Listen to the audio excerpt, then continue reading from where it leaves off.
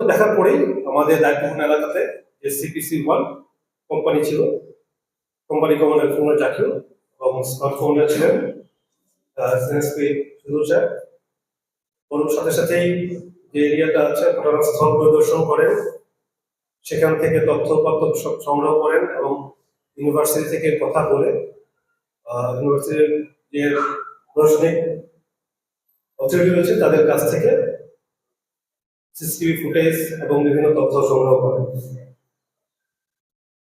ঘটনার রহস্য উদ্ঘাটন এবং যারা অভিযুক্ত বা আসামিদের ধরার ক্ষেত্রে র্যাবের এই অভিযানিক দলটি প্রথম থেকে গ্রাউন্ডে ছিল। শুধুমাত্র তথ্য প্রযুক্তি নয়, গ্রাউন্ডের থেকে তারা যখন খোঁজ নিতে গেল দেখা গেল যে সাথে সাথেই অনেক যে এজাহারভুক্ত আসামি ছিল তারা ঢাকার বাইরে চলে গিয়েছে। পরিপ্রেক্ষিতে আমরা আমাদের অন্যান্য ব্যাটালিয়ান এবং আমাদের তথ্য প্রযুক্তি গোয়েন্দা কার্যক্রমকে শক্তিশালী করি, যার ফলশ্রুতিতে 20 তারিখের মামলা হয়। তার পরবর্তীতেই আমরা প্রথমেই যে 1 নম্বর আসামি যাকে নিয়ে আজকে আমরা এখানে উপস্থিত হয়েছি, যার বিষয়ে আমরা ব্রিফ করছি,